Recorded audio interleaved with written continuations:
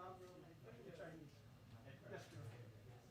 All of a sudden the lights came on all over. I know, but why then left the background earlier? They gave it to China. Because it took a long time to fix it. This was the real reason to give China, to give Afghanistan to China. Then they can complete the Why whole. then responsibility was done before disappeared? China has called Belt and Road, and they still needed Afghanistan to finish the China apparently to be in the background yesterday. yesterday. They could see from satellite. All of a sudden it came out and Chinese planes landed. Chinese military was there? Military planes. Are you sure? I just took the people in the neighborhood reported. But the lights came on yesterday. And background. It's active? Huh? It's active now, background. Chinese base.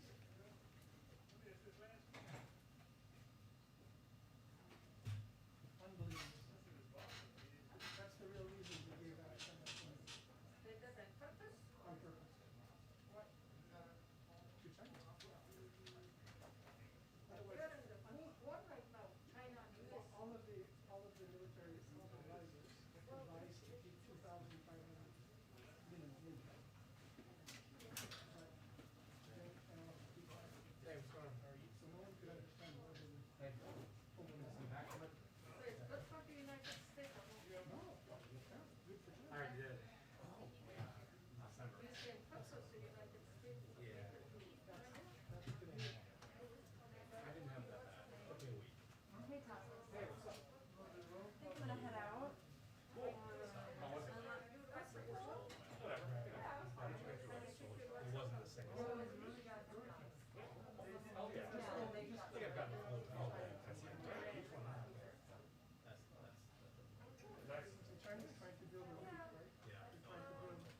They're trying to build.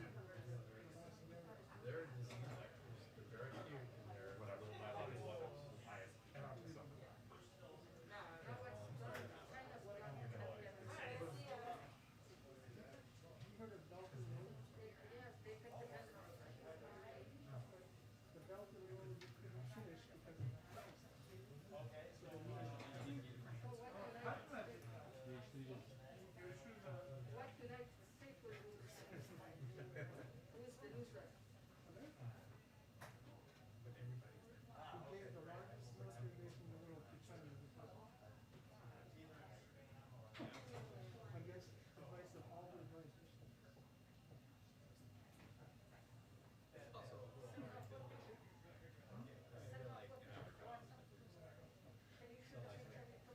why am I tired? Like I work.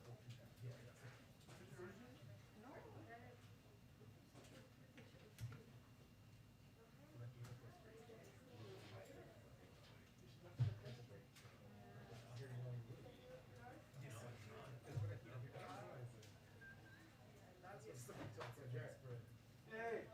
248 requests from Afghanistan, from the Iraq.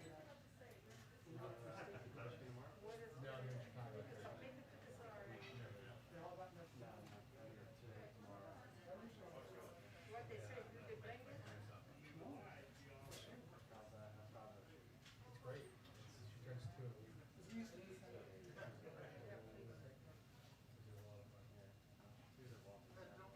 Don't get up so much.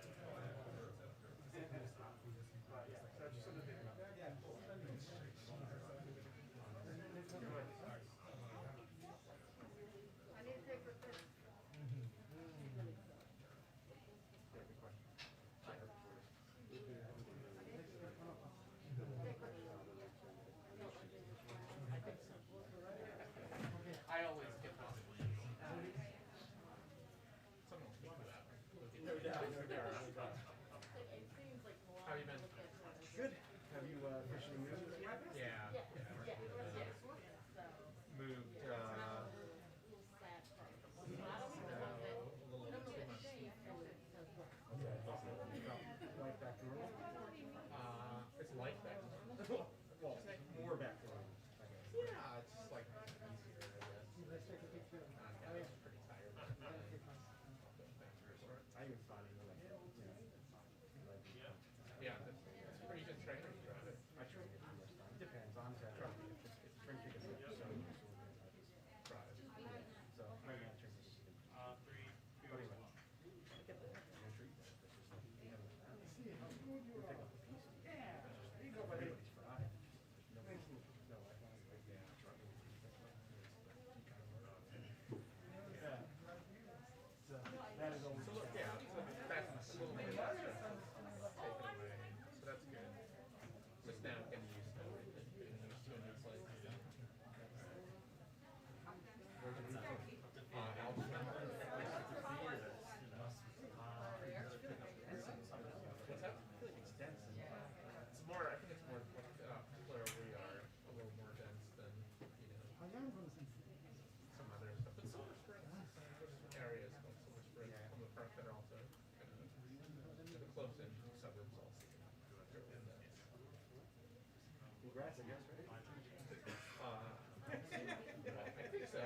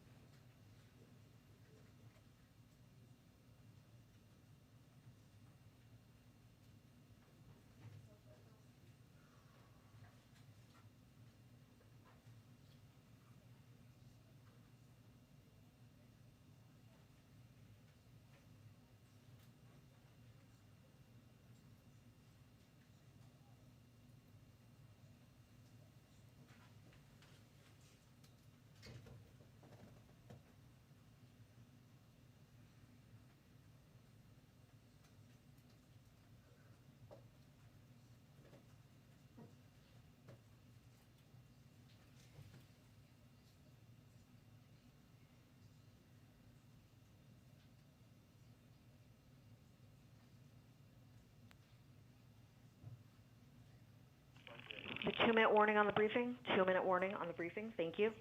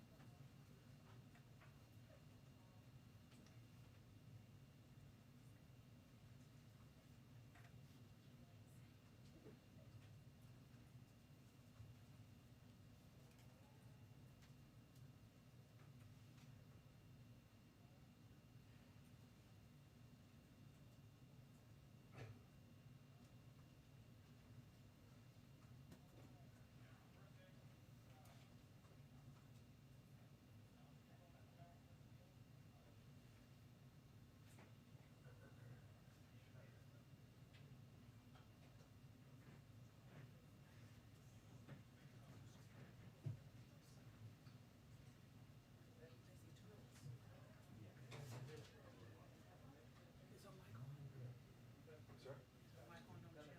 Oh, on wireless? Yeah. Yep. See it moving? I don't. Hey, Kelly? Do you mind cutting on your mic, please, for me? Oh, I didn't put it on. That could be part of the issue. Yeah. Simultaneous, yeah. 4 seconds. Thank you. Thank you. This is line level. Where? The back end. Yeah, I did. I checked that out. Okay, now I see something.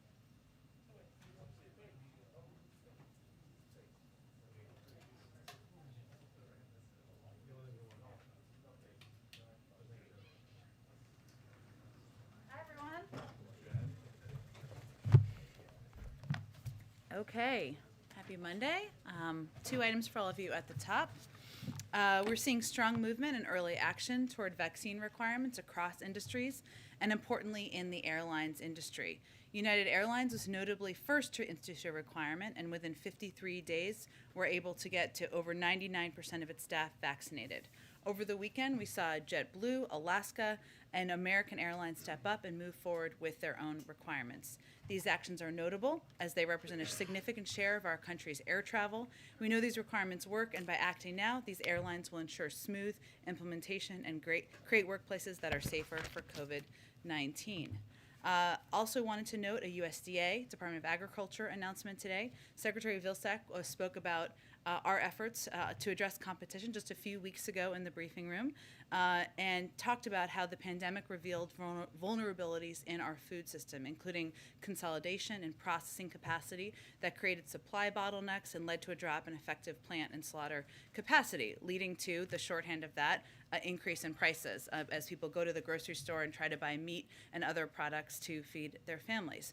We also know farmers and ranchers are losing money when they sell their livestock to the processing plant. Consumers are paying more. It's the meat processors in the middle that are making up the difference.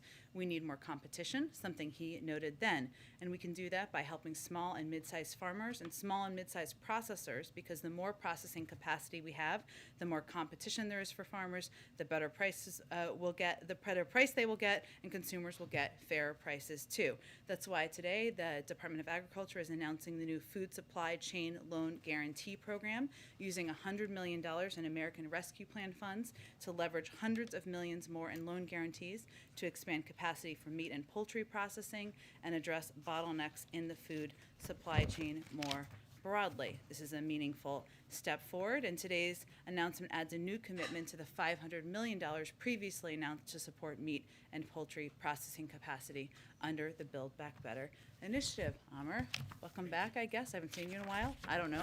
You have a rotation? Go ahead. Thank you for the welcome.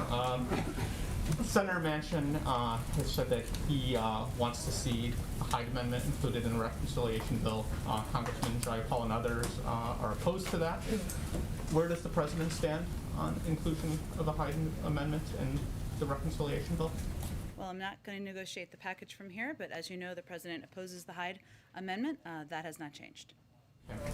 On the Pandora Papers, I was wondering if there's it's a lot to absorb, but the main underlining issue seems to be that sheltering of assets of the world's rich, powerful, and sometimes notorious actors are getting promising levels of protection and secrecy that now rival or surpass what was seen overseas now in the United States. What, if anything, does this administration want to do about addressing this matter? Should states be allowed to continue to set sort of these financial regulations that make some states, including Delaware, some other states, particularly attractive for these trusts?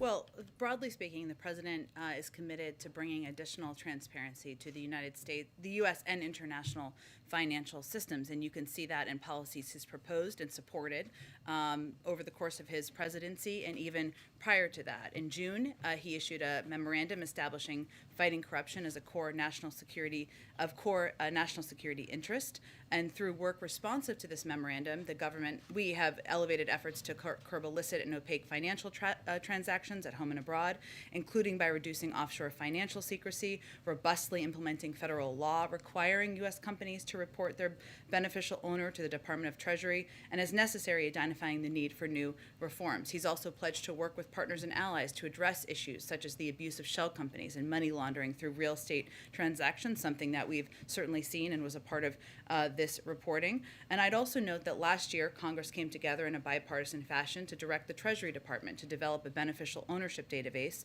that will meaningfully increase transparency and accountability. I would also, last thing I would say, and then you may have follow-ups, is, if you look at the president's proposals in the Build Back Better agenda, he has been clear he wants to make the tax system more fair, wants to crack down on people who are not paying their fair share, whether they are businesses or whether they are individuals. That has been central to his policies, his proposals, and central to what he's fighting for in Congress right now.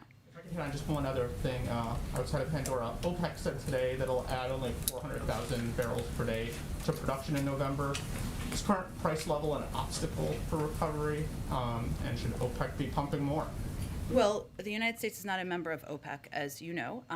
We do communicate with our international partners who are members of OPEC and convey, as we did a few months ago, our urging to find a compromise solution to allow proposed production increases to move forward, as they did several months ago.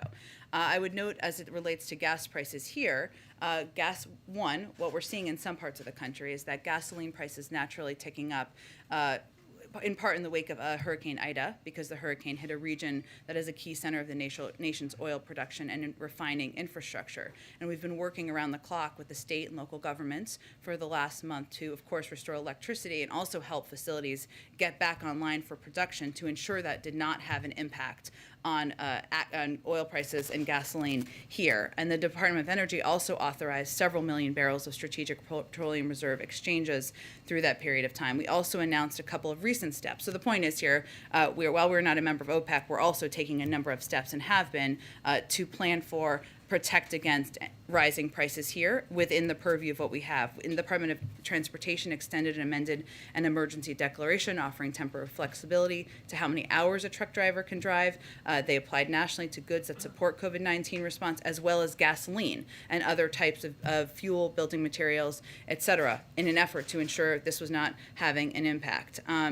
And the last thing I would note is that back in August, NEC Director Brian Deese also sent a letter to the FTC Director Lena Khan asking the FTC to use all of its available tools to monitor the gasoline market and take action as needed. She responded to that and said she would look into it. So we are going to continue to use every tool at our disposal, even as we're not a member of OPEC, to ensure we can keep gas prices down for the American public. Go ahead. Thanks, Jen.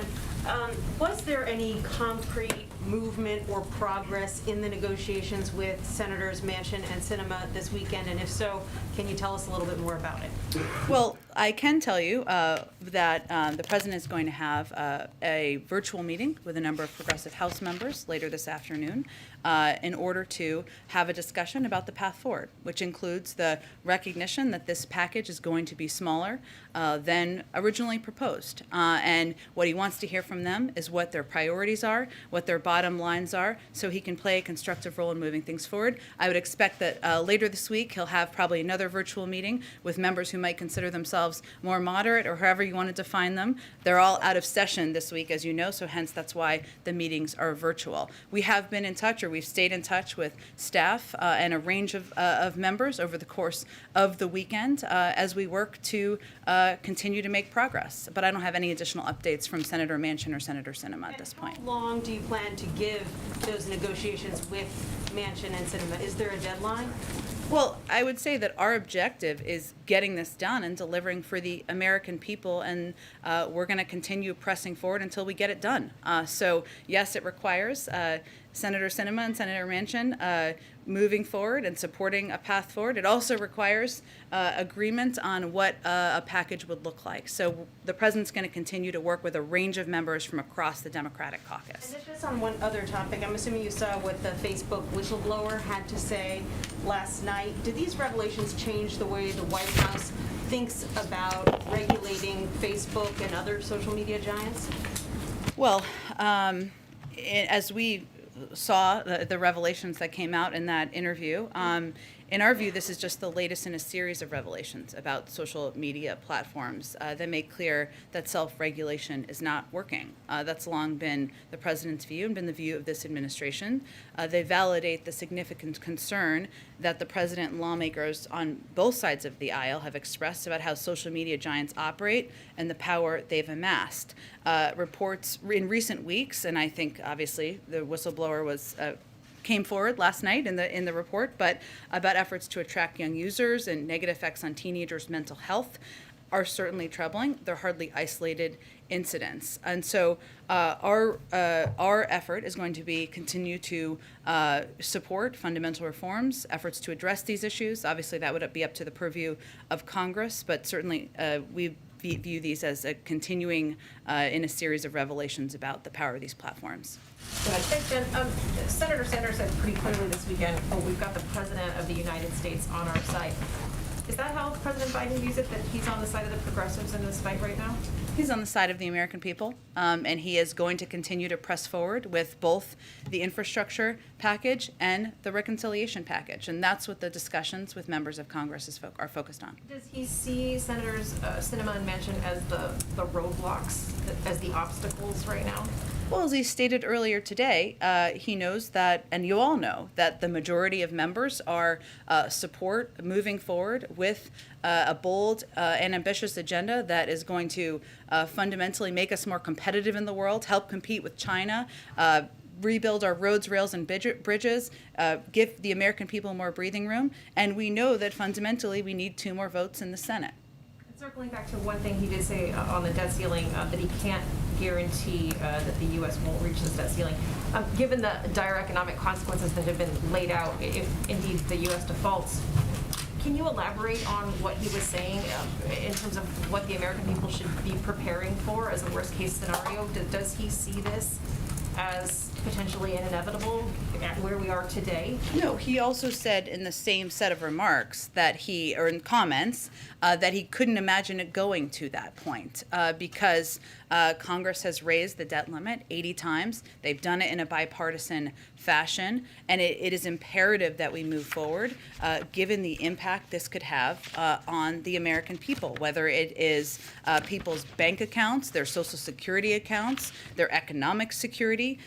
There is a great deal of retirement savings, salaries for service members. There's a great deal that is at risk for Americans who are going to be waiting at home, watching how this might impact them. Now, the moment we're in, as the president talked about earlier today, is despite the fact that under the last administration, nearly $8 trillion in bills was compiled. I think I have a little chart here just to give you a little visual.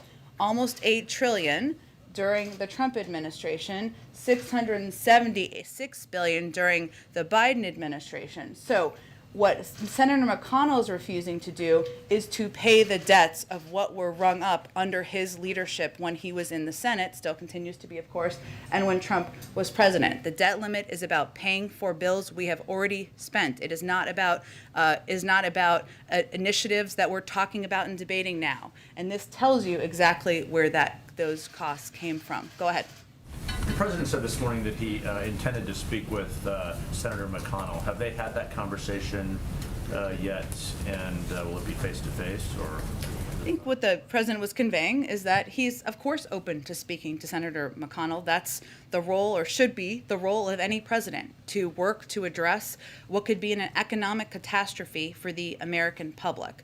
They have not talked yet. I don't know when it will be scheduled, but what is clear is this is not a negotiation. We know what needs to happen here. What is happening in the Senate right now is Senate Democrats have proposed that they would do all the votes to raise the debt limit. They are happy to be the adults in the room. They're not even asking Republicans to vote for it at this point. We know they're unwilling to be the adults in the room.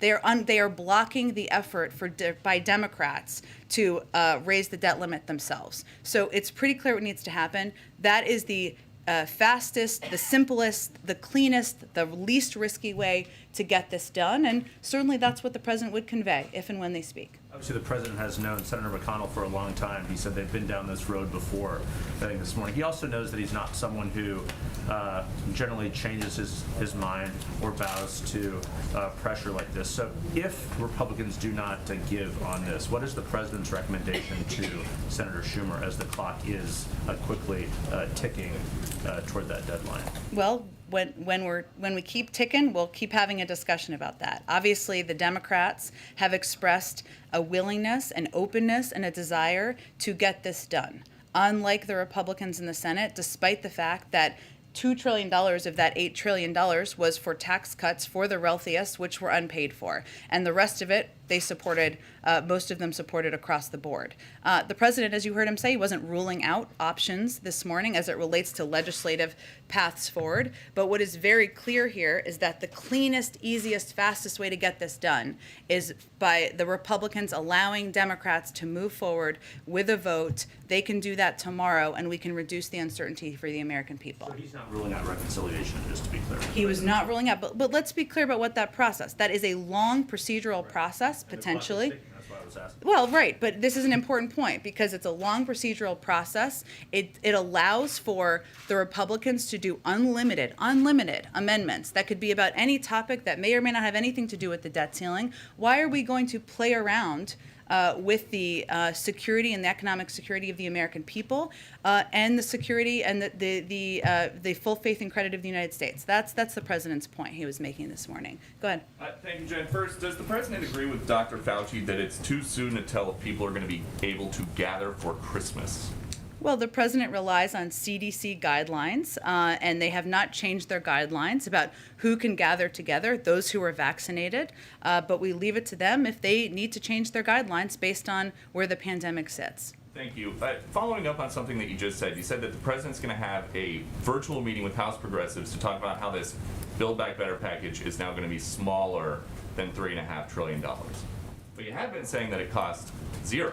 So are you now admitting that the plan does not cost zero, or is it less than zero? Well, let's not dumb this down for the American public here. What we're talking about is how much the top line investments are, which are all paid for, so therefore it costs zero. No matter what the cost or size of the top line investments are, we have ways to pay for it. So the point is, that's important to the American public, all of your viewers too, is that this is not going to cost the American public $1. We're going to pay for this by asking corporations, the highest income, so people under $400,000, I should say, corporations' highest income, to cover the cost of these necessary investments. So just to not dumb it down then, does the plan cost nothing, or is the plan free?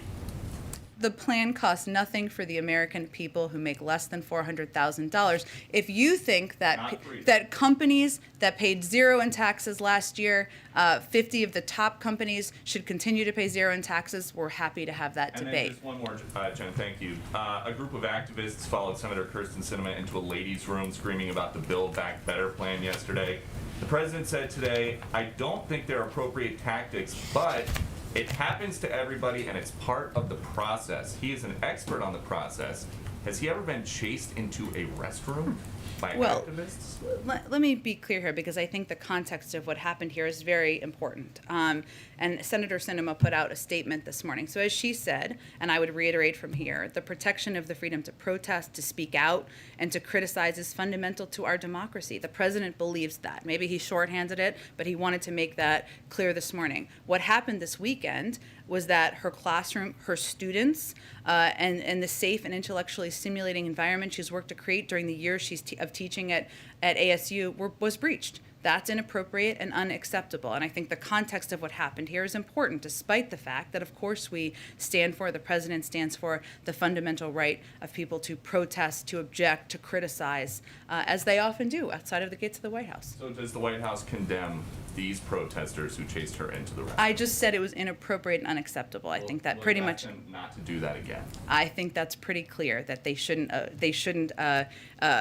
breach the classroom and make the students feel like their privacy, their intellectually stimulating classroom, and their time as students in college is being broached upon. Go ahead. I have a follow-up to Peter's question. China follow-up, again sent Jen? airplanes. I'll come to you next, Emerald. China again sent warplanes flying over Taiwan. What is the White House's interpretation of what China is doing, and what can be done to kind of ratchet down those tensions? Well, we remain concerned by the People's Republic of China's provocative military activity near Taiwan, which is destabilizing, risks miscalculations, and undermines regional peace and stability. We urge Beijing to cease its military, diplomatic, and economic pressure and coercion against Taiwan, and we have an abiding interest in peace and stability across the Taiwan Strait. That's why we will continue to assist Taiwan in maintaining a sufficient self-defense capability. We maintain our commitments as outlined in the 3 communiques, Taiwan Relations Act, and the 6 assurances. Our commitment to Taiwan is rock solid and contributes to the maintenance of peace and stability across the Taiwan Strait and within the region. We have been clear privately and publicly about our concern about the PRC's pressure and coercion toward Taiwan, and we will continue to watch the situation very closely. Is the White House monitoring the oil spill in California, and are you guys engaged on that, and kind of what are you taking away from it moving forward? We are certainly monitoring the oil spill, and we are very engaged in it. We're working collaboratively with state and local partners to address efforts to find the leak, contain the spill, and assess impact and address potential causes. The response is currently a 24/7 operation, and response efforts are scheduled to continue until federal and state officials determine that the response to the crude oil spill is complete. All available actions are being taken to ensure the safety of the public and response personnel, to control the source and recover spilled materials, to maximize the protection of environmentally sensitive areas, and minimize impact to maritime commerce. So early on Sunday, a unified command was established between Amplify Energy, the operator, the Coast Guard, California Department of Fisheries, Fish and Wildlife, as well as the cities of Long Beach, Newport Beach, Huntington Beach, and the Orange County Sheriff's Department. The federal government has so far 14 boats have been conducting oil recovery operations since Sunday afternoon. 4 aircraft were dispatched for overflight assessments. Shoreside response was conducted by 105 government agency personnel, and approximately 3,150 gallons of oil have been recovered from the water, and 5,360 feet of boom has been deployed. So we are very engaged in the effort that is 24/7 at this point in time. Next question. Now, White House economic advisors predicted there would be short-term inflation, but now we're seeing more reports that this is, going to be more long-term, maybe well into next year. Did the White House misjudge the situation, and what is the White House doing to maybe manage these new expectations? Well, the Federal Reserve and the OECD continue to project that inflation will come down in the next year, and we look to those projections. Obviously, it's under the purview specifically of the Federal Reserve. I would say over the long term, what we're working to do is get our Build Back Better agenda passed, something that outside economists, Nobel laureates have said would address inflation over the long term, reduce costs, and that's one of the reasons it's a huge priority for the president. Emerald, I promised I'd go to you next. Go ahead. Yeah, I appreciate it. First, following up on Jeff's question regarding China and Taiwan, China has grown increasingly aggressive under this administration, and then now we're set to start trade talks back with them. There was concern when President Biden took office about his son's business dealings with China. He was supposed to divest himself of his stake in a Chinese private equity firm in December with ties to the Chinese central bank. As of April, he had not yet done that, and at some point you are going to get back to us on that. Do you have an update on that? Has he dissolved that interest now? I'd point you to his representatives on that. He doesn't work in the administration. I would say, though, Emerald, that, and I think you're referring today to the announcement, this speech by Ambassador Tai about Phase 1. And what I think it's important to note here is that this approach definitely differs from the approach of the prior administration, in our view. Their approach hurt select sectors of the American economy and wasn't targeted to address strategic problems we have.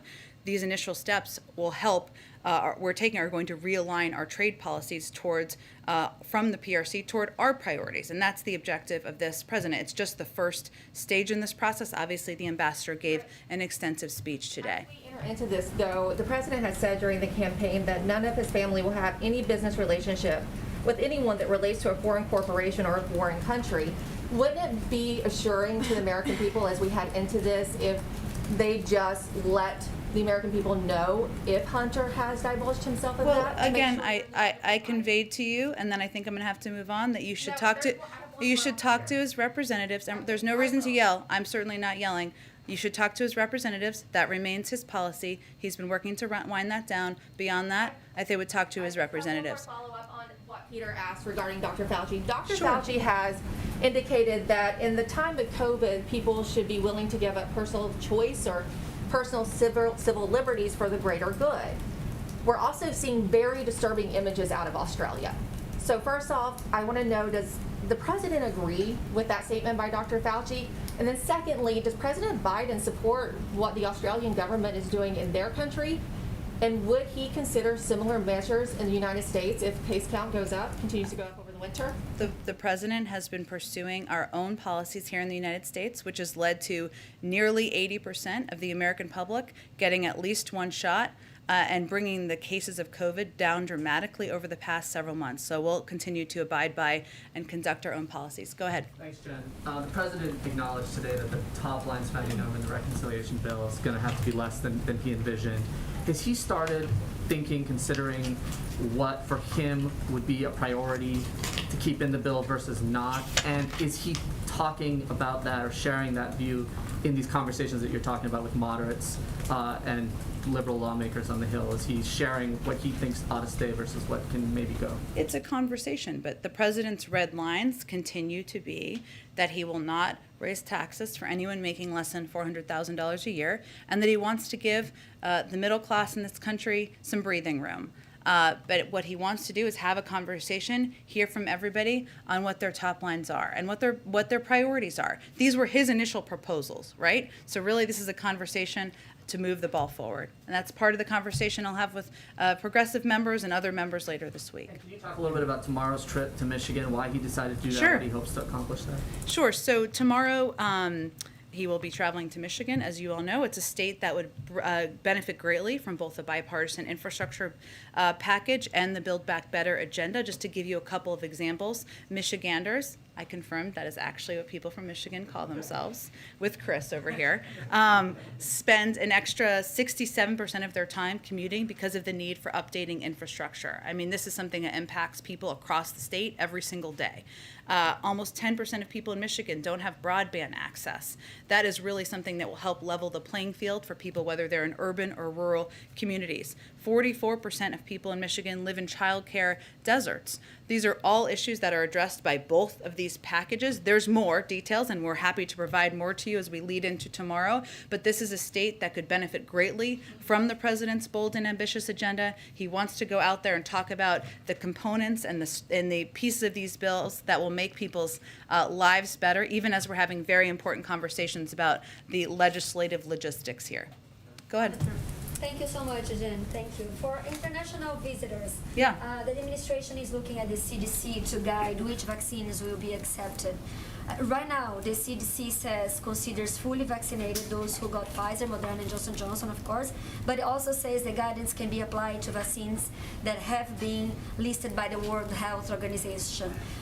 Will there be any change to this guidance? And, for example, the Russian vaccine, who is not in the WHO, will be accepted? I would point to the CDC. As you know, we're going to have an update on our international travel guidelines as we get closer to November. Early November remains the timeline that we're focused on, but I will leave it to our health experts to outline more specifics.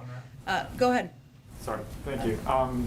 After a couple of weeks ago, the last update on those guidelines, Canadians can fly, for instance, from Vancouver to Seattle, but can't drive across the border for a non-essential trip. Now, that's had a big impact on border communities all across the country, especially like Point Roberts, Washington, which can only be accessed by land through Canada.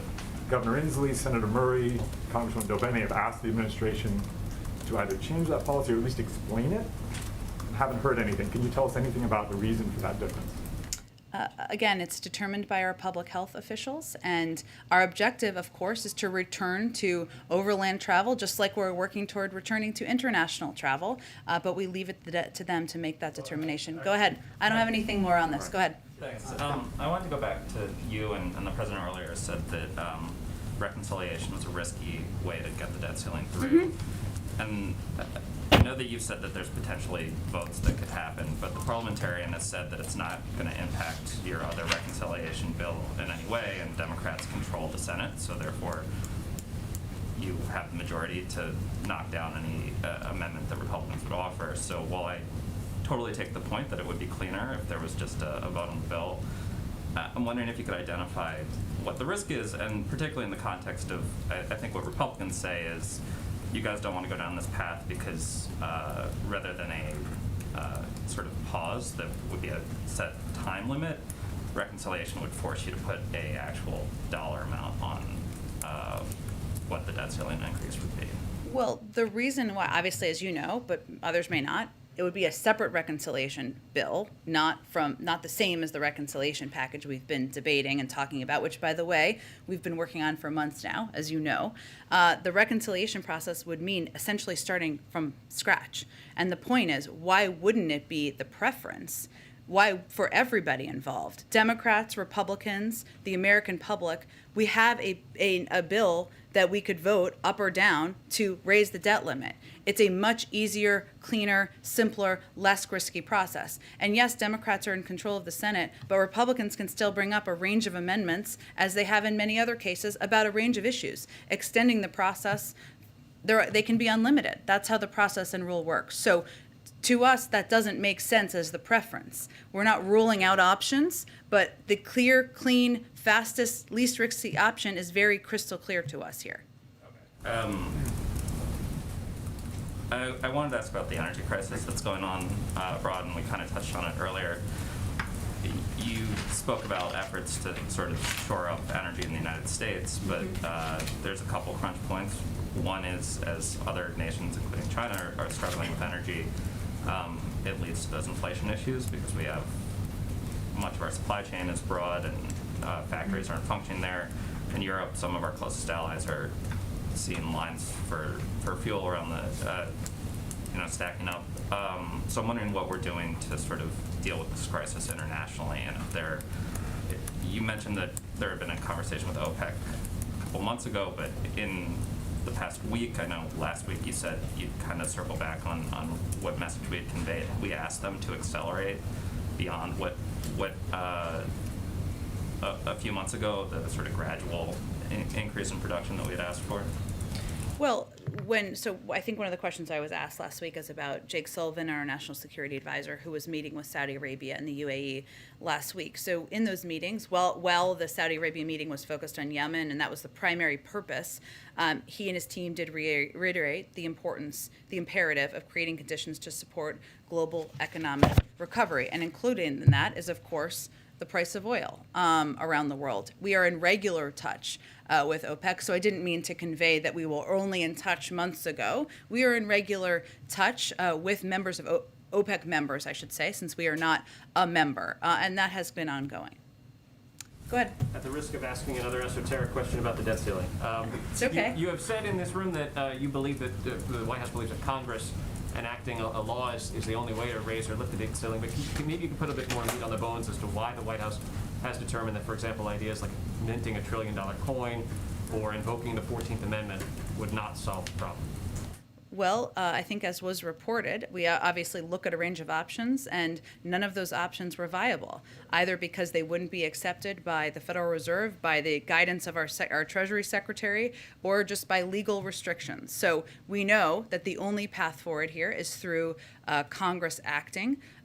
There is a simple process that could be done in the next few days before we hit Friday to reduce uncertainty, to make sure the American people don't have to worry about their bank accounts, their retirement savings, and all Republicans need to do is get out of the way, let Democrats be the adults in the room, and take a vote. Another question.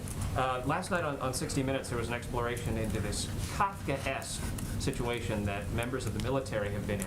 After 10 years of paying their student loans under the Public Service Loan Forgiveness Program, 9 out of 10 of them have had their forgiveness rejected when they've applied.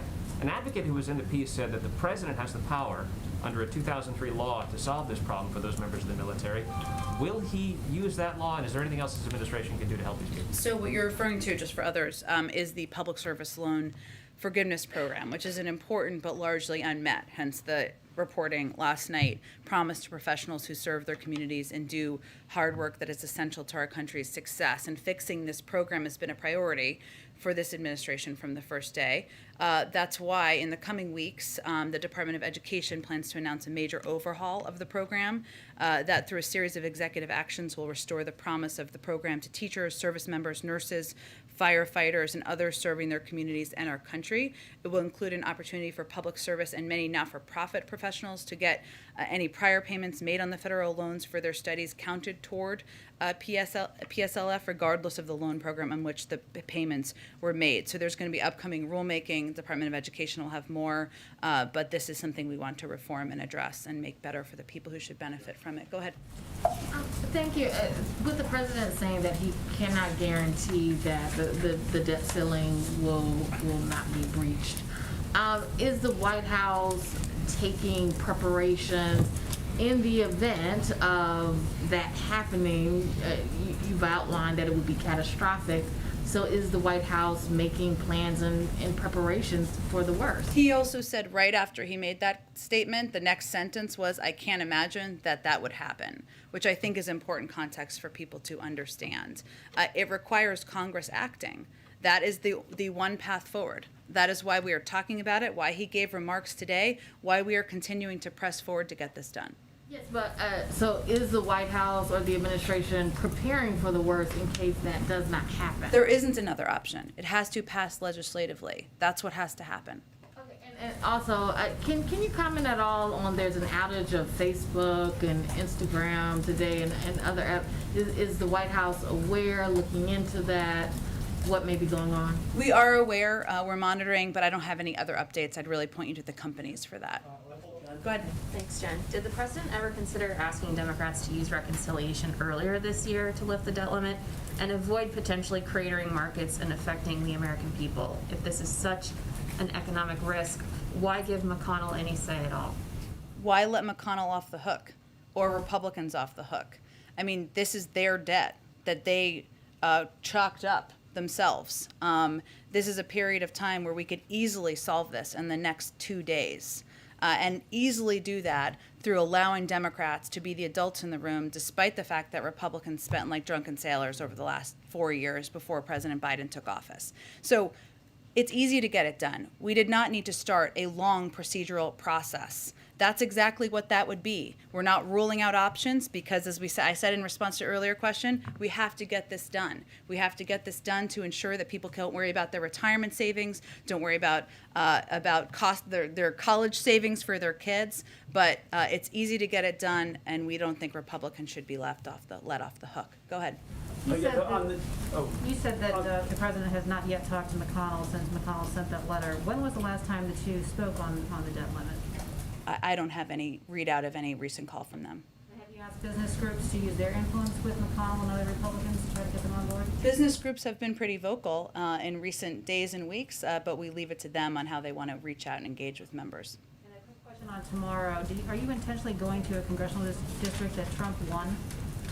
We're going to a state and a part of the state that could benefit from all of these packages because they're hugely popular, whether you're a Democrat, a Republican, an independent. People don't think of their roads as partisan for good reason, nor do they think as their child care as partisan. So that's why the president wants to go make the case in Michigan. Go ahead, Karen. Thanks, Jen.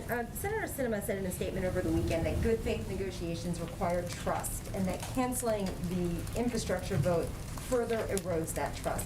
Some progressive Democrats have said they haven't felt that Sinema and Manchin have been forthcoming about where they are in negotiations and numbers and red lines. When you say that the president wants to play a constructive role in moving this forward, does that also include him rebuilding trust within the Democratic Party, and how would he do that? Well, look, I think the way the president sees this is that we're in the midst of a legislative process, and this is how the process works. Less about trust or not trust. I know that word's thrown out there a lot and has been over the last week. You know, the president put out his bold proposals. Members of Congress, a co-equal branch of government, argue for their priorities. Some with strong emotion, good for them because they're passionate about what these issues are, how these packages could fundamentally change things for people across the country. And you're seeing now that this is a recognition of the important moment that this is. But in his view, this is how the process plays out. There's going to be there's going to be arguments, there's going to be disagreements. That's not dysfunction, that's democracy. And we've seen it work this way. Bumps in the road. Look at the Affordable Care Act. Look at Dodd-Frank. Look at even the American Rescue Plan. These were not smooth legislative processes. They rarely are, and we're still in the middle of it. Why Michigan, or you've answered why Michigan, Yeah. but why now to go out on the road and do an event like this? Well, look, I think the president felt that, and we all felt that the last week or two, what was important was for him to be available, to have meetings, to bring people down, to have these conversations. He's obviously still doing that. But now it's also important to remind people, as the sausage making has been kind of the dominant storyline for the last few weeks, what this is all about. Why he's fighting so hard for it, why there's important debates and discussions about what are in these two important packages. And so that's what he's going to do in Michigan tomorrow, and I expect he'll do more of it in the weeks ahead. Go ahead. Two questions on the oil spill. Is the White House considering a national emergency declaration for the spill there? That would really be something typically that is requested by the governor and granted by FEMA. I don't have any updates on that. We're, of course, continuing to closely monitor. We're in close touch with the governor and his team, but I would point you to FEMA on that if there's an update. And the administration's effort to stop auctioning offshore drilling leases is currently subject to litigation. The judge blocked the stoppage of that. How does this spill kind of underscore that effort that the administration wants to no longer lease new offshore drilling?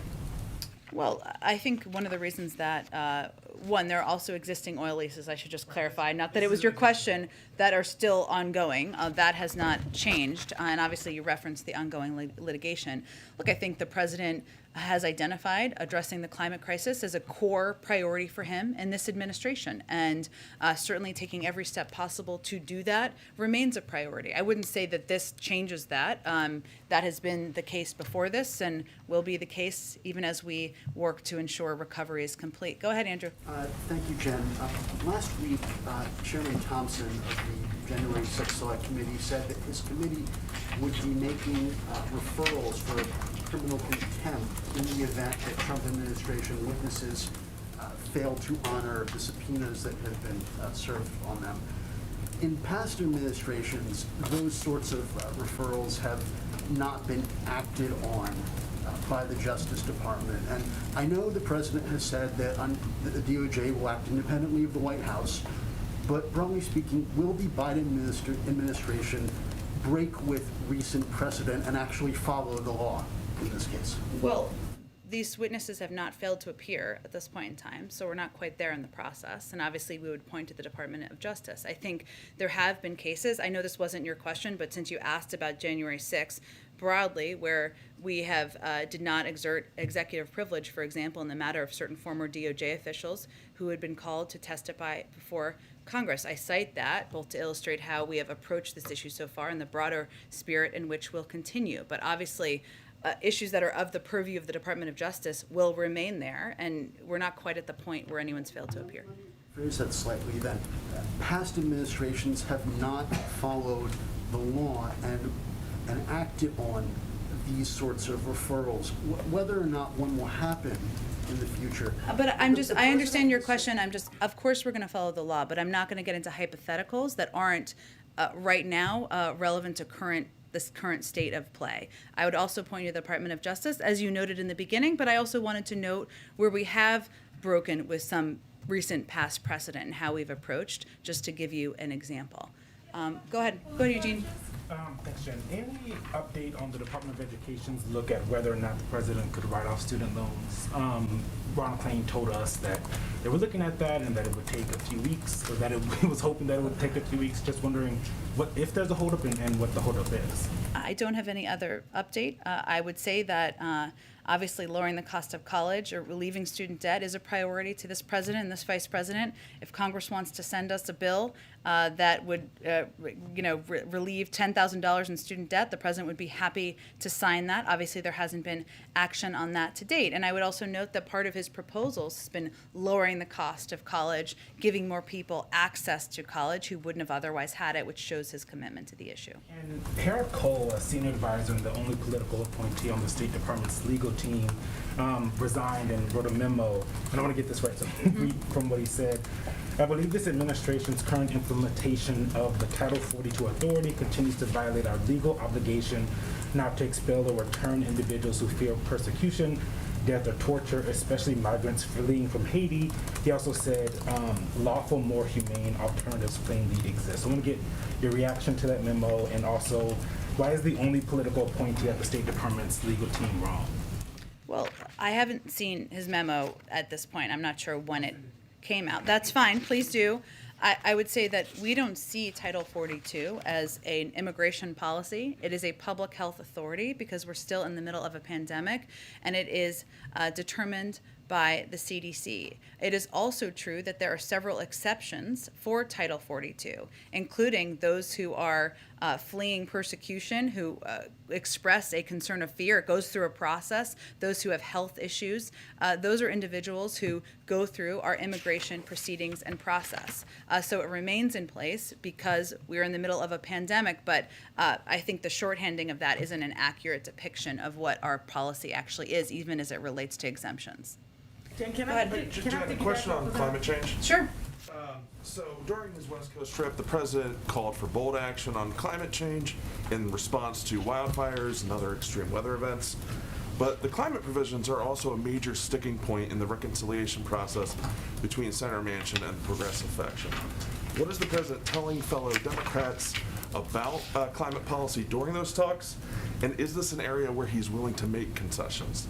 It remains a priority to him, otherwise he wouldn't have proposed it, and there's also very broad support within Congress for climate provisions that are in both the reconciliation package, as well as the infrastructure package that includes historic investments in electric vehicle charging stations, the replacing of lead pipes to make sure kids have access to clean drinking water. And as you know, in the reconciliation package, it helps create a climate core, helps make sure there's a standard, has key pieces that will be pivotal investments to addressing the climate crisis. I'm not going to negotiate from here, but obviously the president would not have proposed them if he did not think they were a priority to him.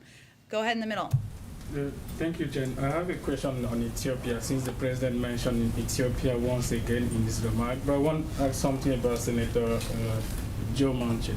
Do you know if he wants to be president? Does he really like to be president? Does he want to play the role of president? Does he like the president? Doesn't he like the president? I guess I don't really expect you to answer, because I know it's difficult to go from winning a Senate seat in West Virginia to maybe beating Donald Trump by 7 million votes. But what does it say about democracy, that you can win an election by 7 million votes and one person can actually doom your entire agenda? We don't see it that way. We're in the middle of a process. This is democracy. It's not dysfunction. So we're going to keep at it. Go ahead. Thank you. If I could go back to that question on inflation, you said the spending package will help inflation over the long term. The New York Federal Reserve president says he sees elevated inflation for at least another year. So what is the timeline you're looking at for the long term, especially since this reconciliation package could go into effect over the course of 10 years? You know, how long should Americans be expected to wait for those prices to come down? Well, the Federal Reserve and the OECD and others have also said inflation is expected to come down. They continue to say it's transitory. I would say that it is a 10-year package, but what's important about the package is that several economists, Nobel laureates and others, have conveyed it would help address inflation over the long term, which is something that I think is in the interest of the American people, the public, and future governments, of course. Go ahead. In the last 24 hours, North Korea's press agency says they've reopened the hotline with South Korea. Just wondering if the administration has been in touch with Seoul in that time, and what concerns you may have about the, I guess, supposed, I don't know if it's a real hypersonic missile, but the alleged hypersonic missile. Well, we support, first to your first part of your question, I think, we of course support and continue to support inter-Korean dialogue and engagement and cooperation, and we'll continue to work with our ROK partners to that end. As it relates to our engagement, we of course, well, on the missile launches, let me add that so I don't miss that. We of course condemn any illicit missile launches which are destabilizing to the region and to the international community. We're consulting closely with our allies, both in capitals and in New York at the UN, as we assess the recent events and as we determine next steps. As it relates to our own engagement, which I think you were also asking about with North Korea, our goal, of course, remains complete denuclearization of the Korean Peninsula. We remain prepared to meet with DPRK without preconditions. In our messages, we have made specific proposals for discussion with the DPRK. We hope DPRK will respond positively to our outreach, but at this point, we have not had a response. Following up on Taiwan, in the last few hours, it's been reported that China sent 52 aircraft into Taiwanese airspace. So these strong statements from the State Department and from you don't appear to be listened to in Beijing. So what now? What next? We are also in touch privately, conveying clear messages through diplomatic channels, and that's probably the appropriate place for those. No, the president has not, but we have obviously have high-level officials who are in touch with a range of officials there. Go ahead. Thank you. On Pandora Papers, so will the Pandora Papers revelations affect the dialogue between the White House and its strategic partners? For instance, a month ago, President Biden was discussing corruption issues with President Zelensky of Ukraine, and now Mr. Zelensky is reportedly involved in this offshore scandal. So does this fact, let's say, undermine trust between Washington and Kiev? I would say that as I stated a little bit earlier, but let me reiterate. I mean, the president's commitment is to bringing additional transparency to both the U.S. and international financial systems. It's something that he has pressed for in his domestic agenda, but also something that in international forums he has focused on, elevating as important to level the playing field, reduce corruption, ensure that we are doing that as a coordinated international body. So I wouldn't say it changes. Maybe it makes it even more important to be on the international agenda. Go ahead in the middle. Okay, last one. Go ahead in the middle. Thanks, Jen. Given in relation to Taiwan, I'm wondering, can you say which U.S. officials have been raising concerns with China privately about China's military activity near Taiwan? I would point you to the State Department, Department of Defense, who can give you any more detail there is to offer. And then also, is there an update on a potential meeting between President Biden and President Xi, given this? No, I would say that I just heard my voice, which was a little bit of an out-of-body experience. I would say part of, and obviously there was a significant speech that Ambassador Tai gave today, and part of our objective and our engagement as it relates to our China strategy is to maintain high-level dialogue. So I don't have anything to preview for you at this point in terms of a meeting or next conversation, but certainly maintaining high-level dialogue at that level is a priority to this administration. Thank you. We'll do this again tomorrow. Thank you.